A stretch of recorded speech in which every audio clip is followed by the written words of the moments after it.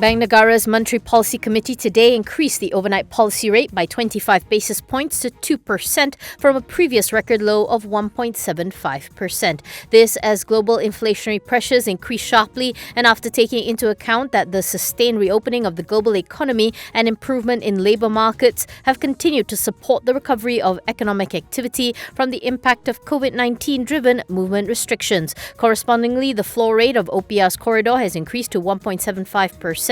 While the ceiling rate is now 2.25%. In a statement, BNM said that inflationary pressures have spiked due to a rise in commodity prices, strained supply chains and strong demand conditions, particularly in the US. BNM had kept the OPR at 1.75% since July 7, 2020, when the central bank cut the rate from 2% following the COVID-19 outbreak, which began in early 2020. BNM said that the sustained improvement in the global economy has helped to partially cushion the impact of the military conflict in Ukraine and the strict COVID-19 containment measures taking place in China. As such, several central banks are expected to adjust their monetary policy settings at a faster pace to reduce inflationary pressures, according to BNM. For the Malaysian economy, the central bank says the latest indicators show that growth is on a firmer footing, driven by strengthening domestic demand amid sustained export growth. The labour market is further lifted by a lower unemployment rate, higher labour participation and better income prospects. BNM says that while the transition to endemicity has helped to strengthen economic activity and investment activity and prospects have also improved, risks still remain both home and abroad.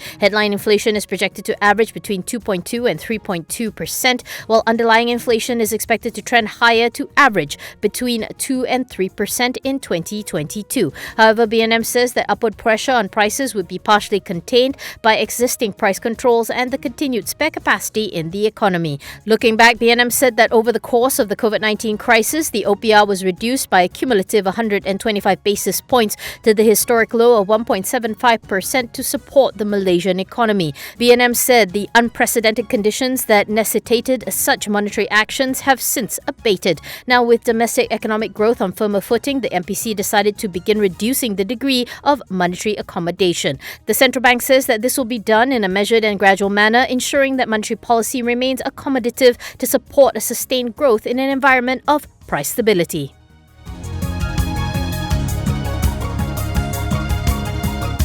Felda's wholly owned unit, FIC Properties, has exercised a put option to sell back a 37% stake in loss-making PT Eagle High Plantation to the Rajawali Group. The option entails either PT Rajawali Capital International or PT Rajawali Corpora buying back the 37% stake in Eagle High that was sold to FICP for $505.4 million with 6% interest per annum from May 11, 2017 to the date of full payment. The put option was exercisable from the 5th year anniversary of the transaction that was effected on December 2016. In a statement, Felda said FICP exercised the put option to fully safeguard its rights and interests. Felda said it is confident that the exercise of the put option is a prudent business decision driven by sound corporate governance principles and serves as one of the initiatives to establish a leaner and more sustainable business model. Felda has been disputing the acquisition, which was done in December 2016 at a 95.86% premium to the market value of Eagle High shares at the time. In fact, in April 2019, Felda filed a notice at the Singapore International Arbitration Centre seeking a return of the principal amount and the 6% interest charges. Felda bought the 37% stake in Eagle High soon after its listed associate, FTB Holdings, called off a plan to acquire the same exact block of shares for $632 million. Rajawali, which retains a majority stake in Eagle High, is controlled by Tycoon Tan Sri Pita Sondak, a known associate of former PM Datuk Sri Najib Razak.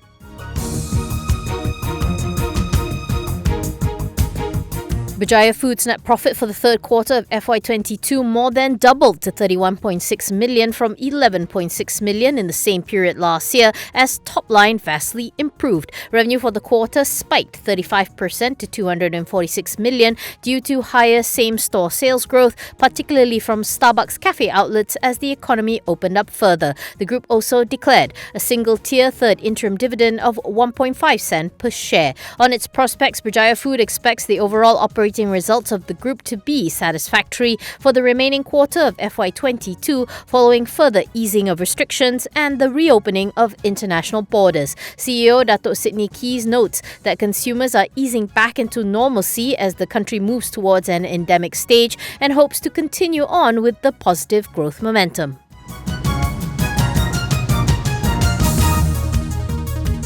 Top Glove Corp's wholly owned subsidiary TG Excellence has accelerated its bond buyback under its 3 billion perpetual sukuk as part of its continuous balance sheet management. According to the bonds facility agent Hong Leong IB's filings, TG Excellence had in recent days bought back and cancelled 50 million worth of bonds under the 3 billion perpetual sukuk program. Top Glove said on February 20th, 2020 that the perpetual sukuk, which offers an annual profit rate of 3.95%, had no legal maturity date. The glove maker had said that the issuance proceeds will be used to pare down the company's borrowings and will also be earmarked for capital expenditure, working capital and general corporate purposes. In late April, Top Glove was quick to clarify further in a BORS filing that this is part of the company's continuous capital and balance sheet management in optimizing its capital position and reducing its funding costs.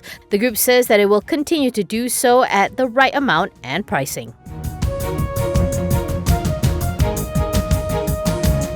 K-Power has been selected as one of the successful bidders under the feed-in tariff e-bidding exercise conducted by the Sustainable Energy Development Authority for the development of small hydropower plants in Malaysia. According to the BORS filing, this would be for the development of small hydropower plants with installed capacities of 13.1 megawatts and 27.3 megawatts. Under the e-bidding exercise, K-Power's unit, Microgrid Lestari, shall develop the plants with a total capacity of 40.4 megawatts in Gua Musang, Kelantan, with a basic fit rate of 22.48 cent per kilowatt hour. In a separate statement, K-Power Executive Chairman Mustaqim Maknoon explained that the competitive bidding for the fit quota application for biogas, biomass and small hydropower resources was opened by the Ministry of Energy and Natural Resources in June last year. He notes that this is K-Power's second open bid after its solar win in 2021, which he says will enable the group to diversify its income portfolio via solar and hydro. Mustaqim says that with this win and recent proposal, the group's assets ownership under the renewable energy spectrum will generate in excess of 120 megawatts, which will strengthen its concession-based recurring income for the long term.